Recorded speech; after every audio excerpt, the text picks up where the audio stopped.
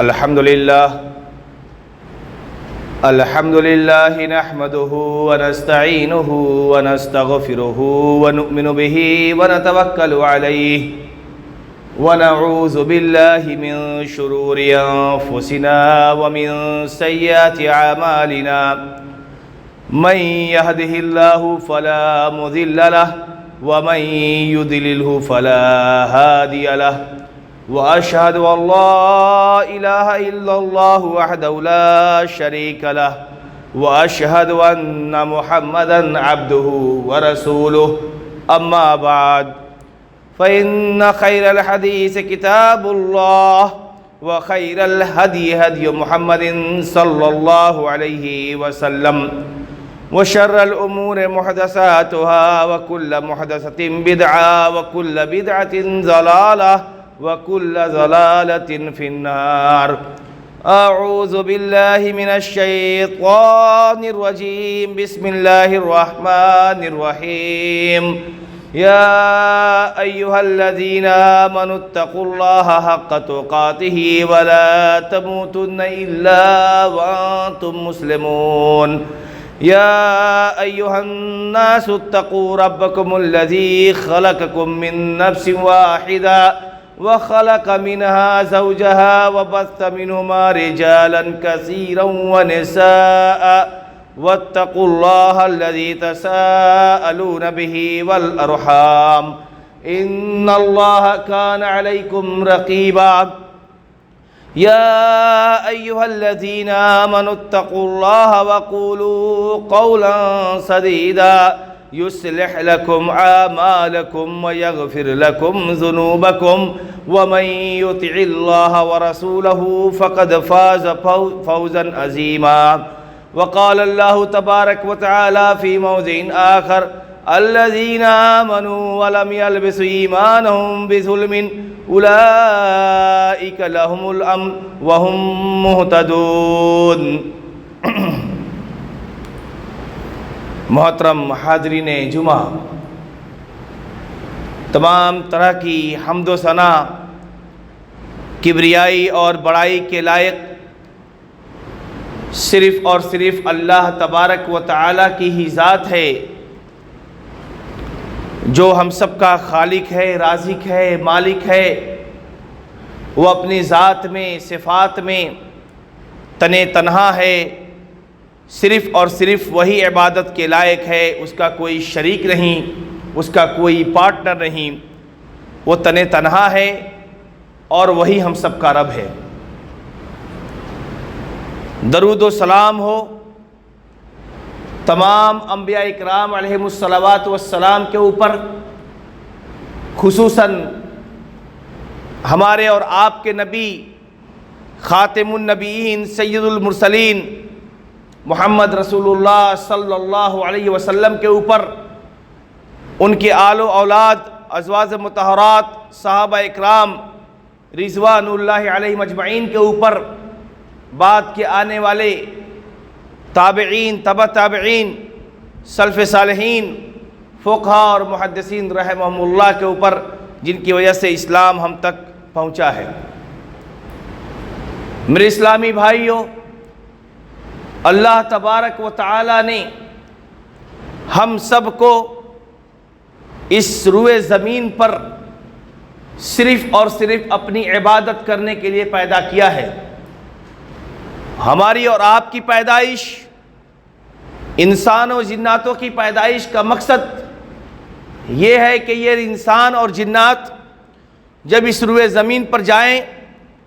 تو سجدہ کریں تو اللہ تبارک و تعالیٰ کا ہی سجدہ کریں، اللہ کے سامنے سجدہ کریں. جھکے تو اللہ کے سامنے ہی جھکیں، مدد مانگیں تو صرف اور صرف اللہ تبارک و تعالیٰ سے ہی مدد مانگیں. اور دکھ ہو، پریشانی ہو، مصیبت ہو تو اللہ ہی تبارک و تعالیٰ سے اس کو بیان کریں، اور نفع اور نقصان کا مالک صرف اور صرف اللہ تبارک و تعالیٰ کو سمجھیں. عبادت ہو تو صرف اللہ کی ہو، اللہ کے سوا کسی کی بھی عبادت نہ کریں. درگاہوں پر، قبروں پر، مزاروں پر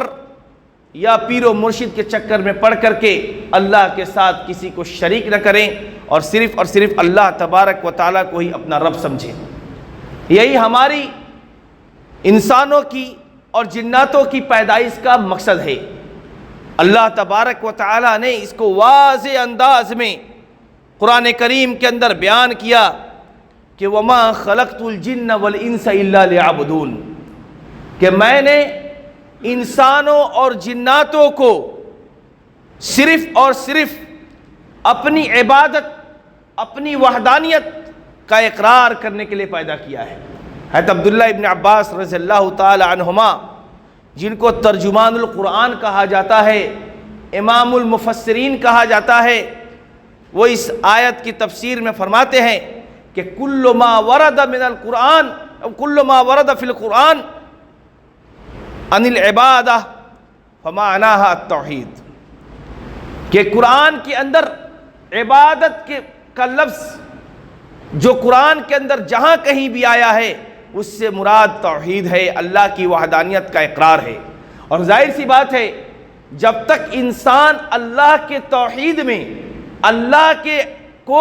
اکیلا معبود نہیں سمجھے گا تب تک کہ وہ اس کی عبادت میں خالص نہیں ہو سکتا ہے۔ اللہ کو ہی مشکل کشا نہیں سمجھے گا، اللہ کو ہی نفع اور نقصان کا مالک نہیں سمجھے گا، اللہ کو ہی اپنا رب تصور نہیں کرے گا، تب تک کہ وہ صحیح طریقے سے اللہ کی عبادت نہیں کر سکتا۔ کیونکہ ہم اپنے کمپنی میں اپنا جو مالک ہے یا اپنا جو مینیجر ہے اس کو جب ہم اپنا سمجھتے ہیں تبھی ہم دل سے کام کرتے ہیں۔ اسی طریقے سے اللہ تبارک و تعالیٰ کی عبادت اس وقت تک نہیں مکمل ہو سکتی ہے جب تک کہ ہم اللہ تبارک و تعالیٰ کو ہی اپنا مالک اور اپنا مشکل کشا نہ سمجھیں۔ اللہ تبارک و تعالیٰ نے جب دنیا کے اندر دیکھا کہ جب دنیا کے اندر انسان اپنے مقصد سے ہٹ گئے تو اللہ تبارک و تعالیٰ نے اسی توحید کو بیان کرنے کے لیے، تبلیغ کرنے کے لیے اللہ تعالیٰ نے اللہ نے انبیاء بھیجے، اور اس انبیاء کے آنے کا مقصد بھی یہی تھا کہ وہ جا کر کے دنیا والوں کو یہ بتلائیں کہ اللہ ہی صرف اور صرف عبادت کے لائق ہے، اور جو تم اللہ کے علاوہ کسی اور کی عبادت کر رہے ہو یہ شرک ہے، اور اللہ تبارک و تعالیٰ شرک کو پسند نہیں کرتا، معاف نہیں کرتا۔ وَلَقَدْ بَعَثْنَا فِي كُلِّ أُمَّةٍ رَسُولًا أَنِ اعْبُدُوا اللَّهَ وَاجْتَنِبُوا الطَّاغُوتَ، کہ یقیناً ہم نے ہر امت میں، ہر دور میں ہم نے ایک رسول بھیجا، اس لیے کہ وہ جائیں تو لوگوں کو توحید کی طرف بلائیں، لوگوں کو اللہ کی عبادت کی طرف بلائیں، اور اللہ کو ہی رب ماننے کی طرف بلائیں، اور طاغوت یعنی اللہ کے علاوہ کسی اور چیز کی عبادت، چاہے وہ پیر کی شکل میں ہو، قبر کی شکل میں ہو، مزاروں کی شکل میں ہو، یا پھر کسی اور مورتی کی شکل میں ہو، اس کی پوجا نہ کریں، اس کی عبادت نہ کریں، کیونکہ اللہ تبارک و تعالیٰ ہی عبادت کے لائق ہے۔ اس طریقے سے اللہ تبارک و تعالیٰ نے فرمایا وَقَضَىٰ رَبُّكَ أَلَّا تَعْبُدُ إِلَّا إِيَّاهُ، کہ اے لوگو، اے نبی کریم صلی اللہ علیہ وسلم، آپ کے رب نے یہ فیصلہ کر دیا ہے، اللہ آپ کے رب نے یہ وصیت کی ہے کہ عبادت کرو تو صرف اسی کی عبادت کرو، صرف اسی کی عبادت کرو، وَبِالْوَالِدَيْنِ إِحْسَانًا، اور آگے اللہ نے فرمایا کہ اپنے والدین کے ساتھ اچھا سلوک کرو، حسن سلوک کرو۔ اس طریقے سے اللہ تبارک و تعالیٰ نے فرمایا قُلْ تَعَالَوْا أَتْلُ مَا حَرَّمَ رَبُّكُمْ عَلَيْكُمْ، اے لوگو، اے نبی کریم صلی اللہ علیہ وسلم، لوگوں میں یہ اعلان کر دیجئے کہ آؤ ان چیزوں کو میں تمہارے سامنے بیان کر دوں، کھول کر کے سمجھا دوں کہ جس کو تو اللہ تبارک و تعالیٰ نے تمہارے اوپر حرام قرار دیا ہے، اور اس میں سب سے پہلی چیز یہ کہ اللہ تشرک بی شیئا، کہ اللہ کے ساتھ کسی کو شریک مت کرنا، عبادت کرنا تو صرف اللہ کی، اللہ کے سامنے یہ ہاتھ پھیلانا، اللہ کے سامنے ہی سر جھکانا، دنیا کی کوئی بھی طاقت اگر اللہ تبارک و تعالیٰ دینا چاہے تو چھین نہیں سکتی، اور اللہ اگر دینا نہیں چاہے تو کوئی دے نہیں سکتی۔ اس طریقے سے عبداللہ ابن عباس رضی اللہ تعالیٰ عنہ سے اللہ تعالیٰ کے رسول صلی اللہ علیہ وسلم نے فرمایا کہ اے غلام، اے چھوٹے بچے، یاد کر لو کہ لو اجتمعت الامہ علی ان ینفعوک، کہ اگر پوری دنیا ایک طرف ہو جائے اس لیے کہ تمہیں فائدہ پہنچا دے، تمہیں کچھ دے دے، اور اللہ تبارک و تعالیٰ نہیں چاہ رہا ہے کہ تمہیں دے سکے، تو کوئی دنیا تمہیں دے نہیں سکتی ہے۔ اس طریقے سے پوری دنیا اگر ایک طرف ہو کر کے تم کو نقصان پہنچانا چاہے لیکن تمہارا ایمان، تمہارا یقین اللہ کے اوپر ہے اور اللہ کا ارادہ تمہارے ساتھ نقصان کرنے کا نہیں ہے، تو کوئی دنیا تمہیں نقصان نہیں پہنچا سکتی۔ انبیاء اور رسول کے واقعات کو پڑھیں، خالص توحید کے ماننے والے تھے، خالص توحید کی عبادت تبلیغ کرنے والے تھے۔ حضرت ابراہیم علیہ السلام کو آگ میں پھینکا گیا، آگ کی طاقت جلانے والی تھی، نمرود نے ایسی آگ جلائی تھی کہ اس کی لو آسمان یعنی بہت اونچی تک، بہت اونچا لو تھا۔ حضرت ابراہیم علیہ السلام کو آگ میں پھینکا گیا، پروانہ آتا ہے یا نار کونی بردم و سلام علی ابراہیم، کہ اے آگ تم کو ہم نے جلانے کی طاقت دی ہے، تم جلا سکتی ہو، لیکن خبردار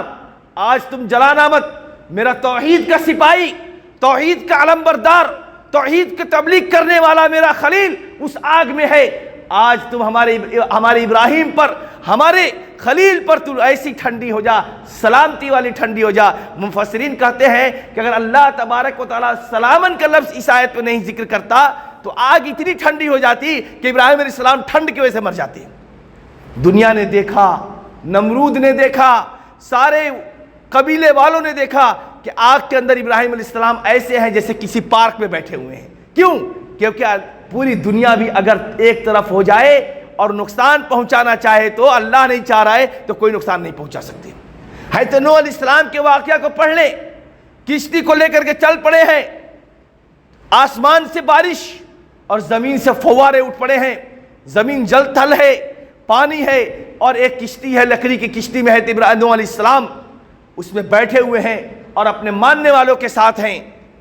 اللہ تبارک و تعالیٰ نے سب کی حفاظت کی۔ ان کے سامنے ان کا بیٹا جو مشرک تھا، شرک پر تھا، اپنے باپ کے دین پر ایمان نہیں لایا تھا، ان کے سامنے وہ غرق آب ہو گیا، ڈوب گیا، اور اللہ تبارک و تعالیٰ نے توحید والوں کی حفاظت فرمائی۔ اس طریقے سے اللہ کے نبی صلی اللہ علیہ وسلم کے واقعات کو پڑھیں، اکیلے تنہا مکہ کی وادیوں میں، ایک اسی کعبہ کے اندر جس کی ہم عمرہ کرنے جاتے ہیں، جہاں ہم عبادت کے لیے جاتے ہیں، اسی کعبہ کے اندر 360 بت رکھے ہوئے تھے۔ اس ماحول کو دیکھیں کہ چاروں طرف سے بت پرستی عام ہے، شرک عام تھا، وہاں ایک توحید کا شہدائی محمد رسول اللہ صلی اللہ علیہ وسلم صفا کے پہاڑ سے کھڑے ہو کر کے یہ ہمت کرتے ہیں کہ اے لوگو اللہ کی وحدانیت کا اقرار کر لو، قولوا لا الہ الا اللہ، لا الہ الا اللہ کا اقرار کر لو، تفلحو، کامیاب ہو جاؤ گے، تمہاری دنیا بھی سنور جائے گی، آخرت بھی سنور جائے گی۔ اور اس کے بعد کتنی پریشانیاں آئیں، مصیبتیں آئیں، ہر چیز کو برداشت کیا، ہر تکلیف کو برداشت کیا، لیکن پاؤں ڈگمگائے نہیں، اور دنیا آج ان کو خاتم النبیین سید المرسلین محمد رسول اللہ صلی اللہ علیہ وسلم کے نام سے جانتی ہے، اسی دین پر ہے، ان کے بغیر اطاعت کے کامیابی نہیں ہے۔ اس طریقے سے اللہ تبارک و تعالیٰ نے فرمایا، اللہ تبارک و تعالیٰ نے توحید کی بشارت دی، توحید والوں کی بشارت دی کہ اگر تم توحید کو مانو گے، اللہ کی وحدانیت، تمہارا عقیدہ پختہ ہوگا۔ یہ جان لے، اللہ کے نبی کو اللہ نے چتایا، خبردار کیا کہ اے نبی لئن اشرکت لیحبطن عملک، اے نبی اب کیا سوچ رہے ہیں، ہمارے محبوب ضرور ہیں، لیکن اگر آپ نے بھی شرک کیا تو سارا عمل آپ کا برباد ہو جائے گا۔ 5 وقت کی نمازیں، تہجد، روزہ، عمرہ، حج، جتنی بھی عبادت کر لیں، اگر توحید کے اندر کمی ہے اور اگر عقیدہ درست نہیں ہے، شرک اور بدعت میں ملوث ہے، اللہ تبارک و تعالیٰ کے انجام سے نپٹنا ہوگا۔ اللہ تبارک و تعالیٰ کے یہاں اگر شرک پر مر گئے تو پھر تب تو کوئی معافی نہیں ہے، معافی ہی نہیں ہے شرک پر مر گئے تو۔ اگر ہم عبادت اللہ کی بھی کر رہے ہیں، نماز بھی پڑھ رہے اور مزاروں کا بھی چکر لگا رہے ہیں، باباؤں کا چکر لگا رہے ہیں، تب تو ہمارے اعمال برباد، کیونکہ ہم نے اللہ کے حق کو دوسرے کو دیا۔ ہمارا اگر کوئی زمین ہے، ہماری زمین ہے، اور اگر ہمارا اپنا سگا بھائی ہڑپ لیتا ہے، 1 انچ زمین کے لیے ہم تلوار نکال کر کے اس سے لڑ جاتے ہیں۔ ایک ماں کے پیٹ سے پیدا ہوئے 2 بھائی آپس میں 1 انچ زمین کے لیے لڑتے ہیں۔ اس اللہ تبارک و تعالیٰ نے اتنی خوبصورت دنیا بنائی، اس زمین کو مسطح کیا تاکہ ہم آرام سے چل سکیں، یہ خوبصورت جسم بنایا، چاہتا تو اس آنکھ کو یہاں پر رکھ سکتا تھا، چاہتا تو یہ کان کو یہاں پہ رکھ سکتا تھا، لیکن ہر چیز کو، ہر بناوٹ کو، ہر چیز کو اسی جگہ پر رکھا۔ یا ایھا الانسان ما غرک بربک الکریم، اے انسان تمہیں اپنے رب سے کس چیز نے دھوکے میں رکھا ہے، جس نے تم کو پیدا کیا اور ہر چیز کو اپنے مناسب جگہ پر رکھا۔ سوچے کہ یہ آنکھ پیچھے ہوتی، یہ کان آگے ہوتا، یہ ناک سر کے اوپر ہوتا، کیسے دیکھنے میں ہم لگتے۔ تو سوچے کہ 1 انچ زمین کے لیے ہم اپنے بھائیوں سے لڑ پڑتے ہیں، پڑوسی سے لڑ پڑتے ہیں، گاؤں والوں سے لڑ پڑتے ہیں۔ اس اللہ تبارک و تعالیٰ نے ہمیں اتنی نعمتیں دی ہیں کہ ان تعدوا نعمت اللہ لا تحصوها، کہ اے لوگوں اگر تم اللہ کی نعمتوں کو گننا چاہو گے تو گن نہیں سکتے ہو۔ ایک وقت یہ جسم کے اندر جو سانس ہے نا، یہ سانس کا بدلہ بھی ہم اللہ تبارک و تعالیٰ کی عبادت اگر ہم 24 گھنٹے اور پوری زندگی کریں، صرف اللہ کی عبادت کریں، تبھی بھی ہم اس ایک پل جو ہمارے جسم میں ایک مرتبہ جو دل کی دھڑکن ہے، ایک مرتبہ اس کا بدلہ بھی نہیں لے سکتے، اس کا بدلہ نہیں چکا سکتے۔ یہ جسم کیا ہے؟ اسی سانس پر تو ہے، دھڑکن بند، جسم ختم۔ تو آپ سوچیں کہ 1 انچ زمین کے لیے اپنے بھائیوں سے لڑتے ہیں، اور اللہ تبارک و تعالیٰ کے حق کو دوسرے کو دیں گے تو اللہ ناراض نہیں ہوگا۔ یہ کتنا بڑا ظلم ہے کہ عبادت کے لائق اللہ ہے، کہا سجدہ کرو تو اللہ کی، اذا استعنت فاستعن باللہ۔ اللہ کے نبی صلی اللہ علیہ وسلم نے فرمایا کہ جب تم مدد مانگو تو صرف اور صرف اللہ تبارک و تعالیٰ سے مانگو، اور اسی حق کو ہم جا کر کے ایک قبر میں مدفون ہے، اس کا اپنا حال معلوم ہے یا نہیں ہے، ہم پیر و مرشد کے چکر میں پڑھ کر کے اپنے اعمال کو برباد کر رہے ہیں۔ تو یہ ظلم ہے کہ نہیں ہے؟ 1 انچ زمین کے لیے اپنے بھائیوں سے لڑنے والا انسان پوری کی پوری عبادت اللہ تبارک و تعالیٰ کے حقوق کو ایک میت آدمی کے سامنے سپرد کر دیتا ہے، اللہ ناراض نہیں ہوگا۔ اسی چیز کو تو بتانے کے لیے انبیاء آئے تھے، کہا الذین آمنوا ولم یلبسوا ایمانہم بظلم، جو لوگ ایمان لے آئے، ایمان کا مطلب ہمارے اور آپ کے جیسے مومن نہیں کہ بس نام کا مسلمان ہیں،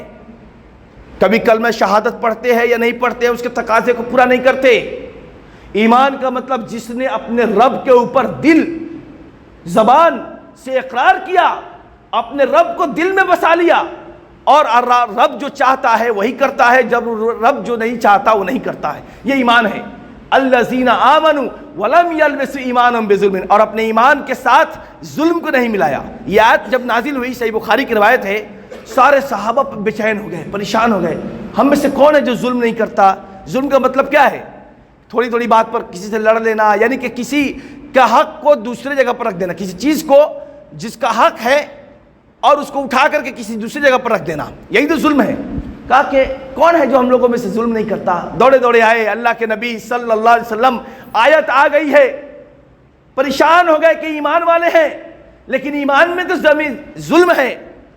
ہم لوگ تو ہدایت یاب نہیں ہوں گے۔ اللہ کے نبی صلی اللہ علیہ وسلم نے کہا کیا تم نے وہ آیت نہیں پڑھی جس میں حضرت لقمان اپنے بیٹے سے وصیت کر رہے ہیں، یا بنی لا تشرک باللہ ان الشرک لظلم عظیم؟ یہاں ظلم سے مراد شرک ہے، کہ اے میرے بیٹے شرک مت کرنا، کیونکہ شرک جو ہے سب سے بڑا گناہ ہے، سب سے بڑا گناہ۔ ان اللہ لا یغفر ان یشرک بہ ویغفر ما دون ذلک لمن یشاء، اللہ تبارک و تعالی اس چیز کو کبھی معاف نہیں کرے گا کہ اس کے ساتھ شرک کیا جائے، کسی کو شریک ٹھہرایا جائے۔ اس کے علاوہ دوسرے گناہ جو ہوں گے اللہ تعالیٰ اپنی رحمت سے، اپنی مشیت سے اس کو معاف کر دے گا۔ یا ایھا الذین آمنوا لا تقنطوا من رحمت اللہ ان اللہ یغفر الذنوب جميعا۔ اللہ نے دوسری جگہ فرمایا کہ اے ایمان والو پریشان مت ہونا، نا امید مت ہونا، اللہ تبارک و تعالیٰ دوسرے گناہوں کو معاف کر دے گا، صرف شرک سے بچنا ہونا چاہیے۔ تکا الذین آمنوا ولم یلبسوا ایمانہم بظلم، آگے جو لوگ ایمان لے آئے اور ایمان کو بچا کے رکھا، توحید پر رہے، سچے اور پکے موحد رہے، اللہ کے علاوہ کسی درگاہ کا چکر نہیں لگایا،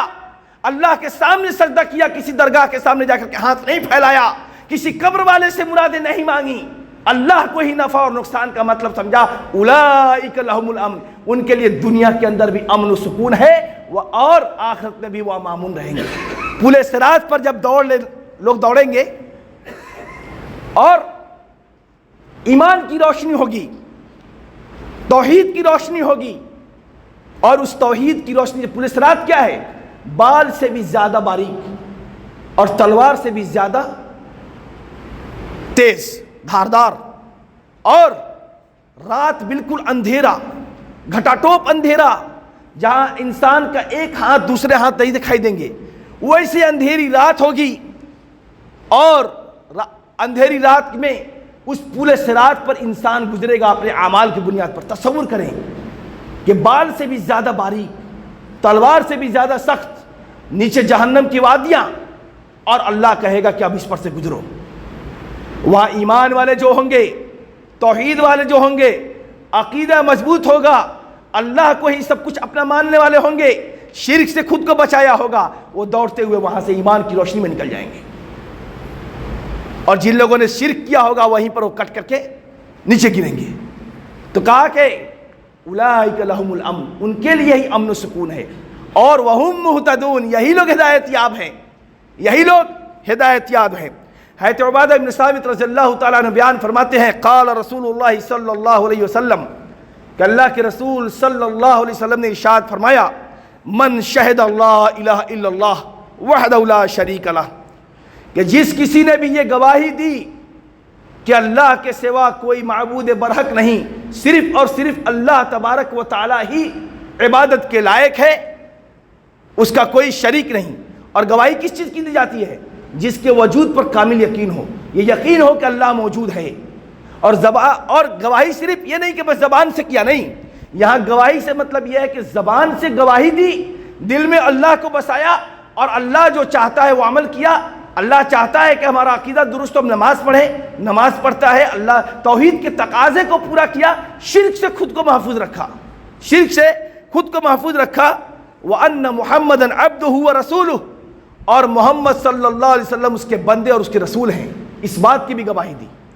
کہ اللہ کی، اب اس سے دیکھیے اللہ کی توحید اور نبی کریم صلی اللہ علیہ وسلم کی رسالت کی گواہی جس نے دی اور اس کے حق اور اس کے تقاضے کو پورا کیا۔ سب جانتے ہیں کہ اللہ کے رسول صلی اللہ علیہ وسلم ہمارے محبوب ہے، ہمارے سامنے اگر کوئی ہمارے نبی کے بارے میں کچھ کہے تو ہم تو کالر پکڑ لیں اس کا، لیکن نبی نے جو بتلایا ہے اس راستے پر چلنا اصل بات ہے۔ عبادت ہو تو اللہ کے نبی صلی اللہ علیہ وسلم کے بتائے ہوئے راستے پر ہو، یہی اصل گواہی ہے، یہی شہادت ہے۔ یہ نہیں کہ نبی نے بتلایا کہ نماز ایسے پڑھو اور ہم اپنے منمانی طریقے سے نماز پڑھ رہے ہیں۔ نبی صلی اللہ علیہ وسلم نے بتلایا کہ شرک سے دور رہو اور ہم شرک میں ہیں، یہ نبی کی گواہی نہیں ہے۔ نبی نے بتلایا کہ میلاد نبی مت کرو، ہم کر رہے ہیں۔ نبی صلی اللہ علیہ وسلم نے کہا کہ بدعت سے دور رہو اور ہم بدعت میں ہیں۔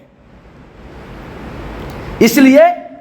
جس کسی نے بھی اللہ کی توحید کو اور نبی صلی اللہ علیہ وسلم کی رسالت کو سچے دل سے اور عمل کے ذریعے سے گواہی دی، اور وَأَنَّ عِيسَىٰ عَبْدُ اللَّهِ وَرَسُولِهِ، اور عیسیٰ علیہ السلام بھی اللہ کے بندے اور اس کے رسول ہیں، اور اس کلمے کے ذریعے سے جس کو اللہ تبارک و تعالیٰ نے بھیجا تھا، ان کو پیدا کیا تھا ان کے ماں سے۔ اس میں عیسیٰ علیہ السلام کا تذکرہ اس لیے کیا کہ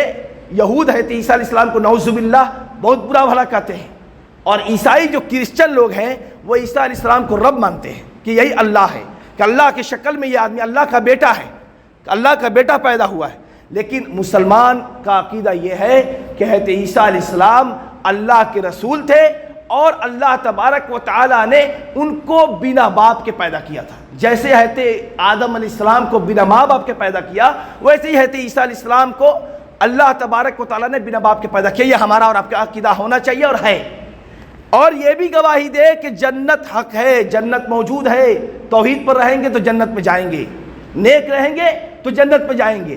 اور یہ بھی گواہی دے کہ اگر برے اعمال ہم نے کیا، شرک کیا، تو جہنم میں جائیں گے۔ ادخلہ الجنہ، اللہ تعالیٰ نے بشارت دی اللہ کے نبی صلی اللہ علیہ وسلم کی زبان کے ذریعے سے کہ ادخلہ الجنہ علی ما کان من العمل، اس کے گناہ جتنے بھی ہوں، چھوٹے موٹے گناہ اللہ چاہے گا تو معاف کر دے گا، یا پھر وہ آدمی اپنے گناہوں کی سزا بھگتے گا۔ ایک توحید، جہنم میں کون لوگ دیں گے؟ دو طرح کی بات ہے، ایک جہنم میں ہمیشہ رہنا اور ایک جہنم میں ایک ٹائملی رہنا، ایک ٹائمنگ کے حساب سے۔ تو جو شرک پر مر گیا وہ ہمیشہ جہنم میں رہے گا، اس کی کوئی معافی نہیں ہے۔ اور جو شخص توحید پر رہا، عمل میں کوتاہی ہوئی، تو اللہ تعالیٰ یا تو چاہے گا تو اس کو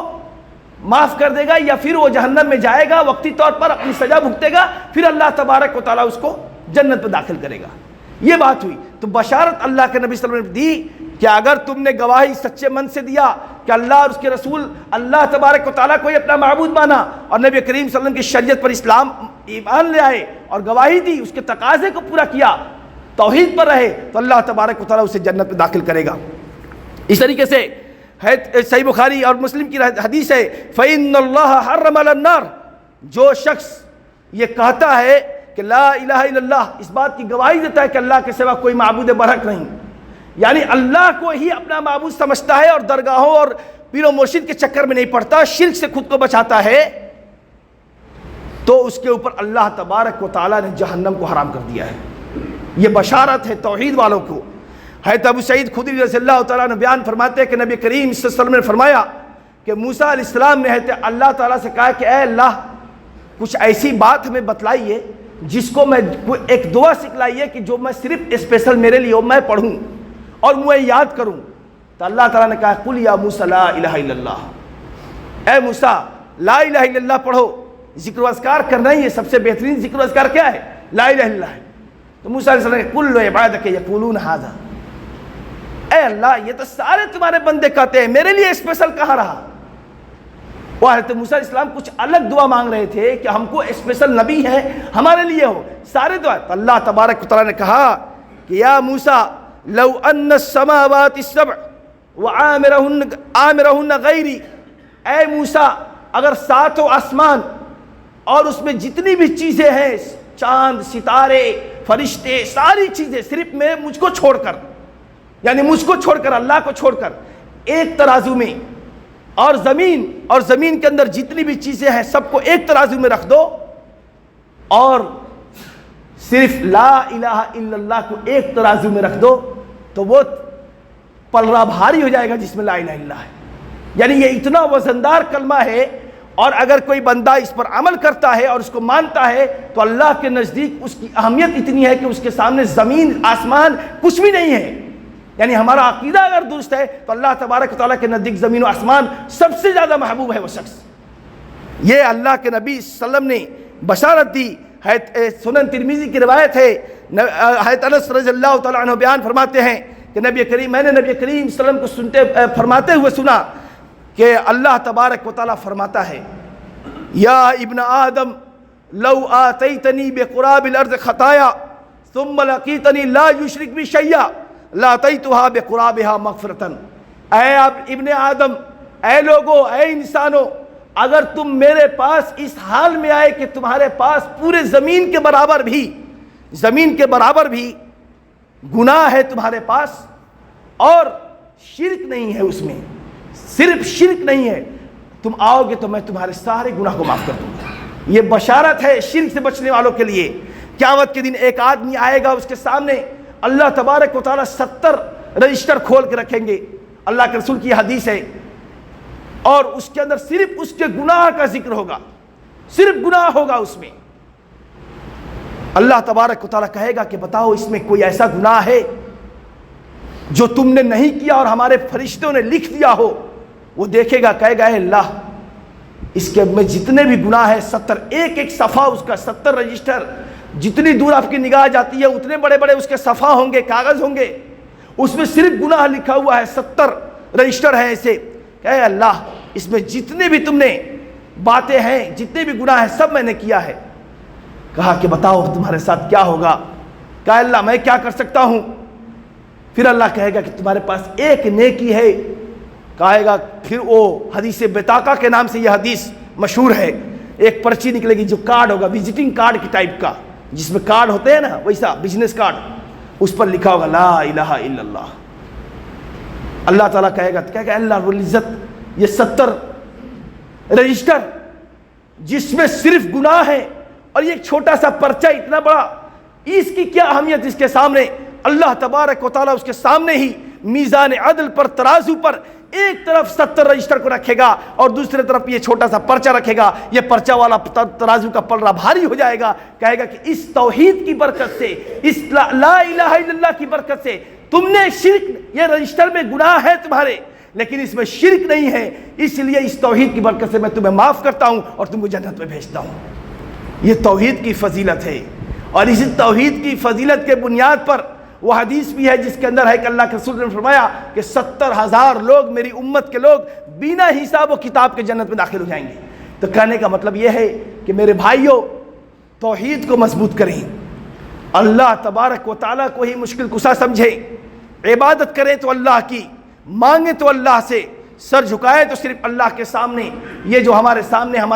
جس کو ہم نے بزرگ بنا لیا ہے، جس کو ہم نے ولی مانا ہے، یا جس کو ہم نے، وہ نیک تھے، اپنی زندگی میں تھے، وہ چلے گئے دنیا سے، ان کا اعمال ان کے ساتھ ہے، لیکن وہ دینے اور نقصان پہنچانے پر قادر نہیں ہے، وہ ہمارا کچھ بھی نہیں کر سکتے۔ قیامت کے دن حضرت ابراہیم علیہ السلام جب اپنے باپ کو دیکھیں گے، یہ حدیث میں بار بار بیان کرتا ہوں، کہیں گے اے رب، اے میرے باپ، تمہاری یہ حالت، گرد و غبار میں اٹا ہوا وہ شخص، تمہاری یہ حالت، میں تم کو کہتا تھا دنیا میں کہ میری بات مان لو، لیکن تم نے تو مجھے گھر سے نکال دیا تھا۔ کہے گا آزر، کہے گا اے میرے بیٹے ابراہیم، آج تو مجھ کو بچا لے، ہر گناہ، آج تمہاری ہر بات میں قبول کروں گا۔ حضرت ابراہیم علیہ السلام اللہ کے سامنے سفارش کریں گے۔ سوچیں، ابراہیم خلیل اللہ ہیں، جن کو اللہ تبارک و تعالیٰ نے اپنا خلیل بنایا، اس امت کا امام بنایا، پوری دنیا کا امام بنایا، اور سارے نبی ان کے خاندان سے ہیں، انہی کے اولاد ہیں۔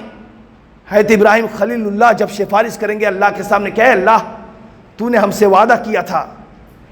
کہ تو ہم کو ذلیل نہیں کرے گا، رسوا نہیں کرے گا، اور اس سے بڑی ذلت اور رسوائی کیا ہوگی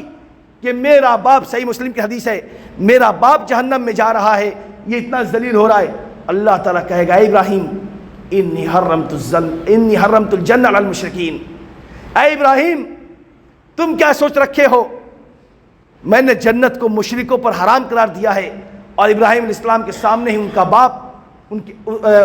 کے باپ کو اللہ تبارک و تعالیٰ بدبودار جانور کی شکل میں بدل دے گا اور جہنم میں پھینک دے گا۔ جب ابراہیم علیہ السلام کی سفارش کام نہیں آ سکتی، ہمارا اور آپ کا کیا ہوگا کہ ہم مزاروں کے چکر میں ہیں، درگاہوں کے چکر میں ہیں۔ میرے بھائی، اتنی خوبصورت مسجد ہے، اس اللہ کے سامنے مانگیے، اللہ تبارک تعالیٰ معاف کرنے والا ہے۔ جو رب کہتا ہے کہ میں خود ڈائریکٹ دعا کر سننے والا ہوں، تو واسطے کی کیا ضرورت؟ اس اللہ کے سامنے ہاتھ کو پھیلائیں، مانگیں اور اپنے عقیدے کو مضبوط کریں، کیونکہ توحید قیامت کے دن کامیابی کی ضمانت ہے۔ اگر ہم نے زندگی بھر عبادت کی، توحید کے اندر کچے رہے، تو پھر ہمارا عمل برباد۔ نبی کو کہا کہ اگر آپ نے بھی شرک کیا تو آپ کے عمل کو برباد کر دیں گے۔ ہم اور آپ کون ہیں؟ اس لیے میرے بھائی، توحید پر عمل کریں اور شرک سے بچے۔ اللہ تبارک تعالیٰ سے دعا ہے کہ اللہ تبارک و تعالیٰ ہم سب کو توحید پر چلنے والوں میں سے بنائے، سچا اور پکا موحد بنائے، قیامت کے دن نبی کریم صلی اللہ علیہ وسلم کے سفارش کا مستحق بنائے، اور اللہ تبارک و تعالیٰ ہمیں ان لوگوں میں سے بنائے جن کو بنا حساب و کتاب جنت میں داخل کیا جائے گا۔ اللہ تبارک و تعالیٰ ہم سب کو ہر پریشانی، ہر مصیبت سے محفوظ رکھے۔ اللہ تبارک و تعالیٰ ہم میں سے جو لوگ بیمار ہیں انہیں شفائے کامل اور عاجل عطا فرمائیں، ہم میں سے جو لوگ پریشان ہیں ان کے ساتھ آسانیاں پیدا فرمائیں، ہم میں سے جو لوگ مقروض ہیں، قرض میں ہیں، اللہ تبارک و تعالیٰ ان کو قرض کی ادائیگی میں آسانیاں پیدا فرمائیں، جن کے والدین بحیات ہیں ان کو صحت و تندرستی عطا فرمائیں، جن کے والدین فوت ہو گئے ہیں اللہ تعالیٰ ان کی مغفرت فرمائیں اور انہیں جنت الفردوس میں جگہ دے، آمین یا رب العالمین۔ اقول قولی ھذا استغفر اللہ لی ولکم ولسائر المسلمین۔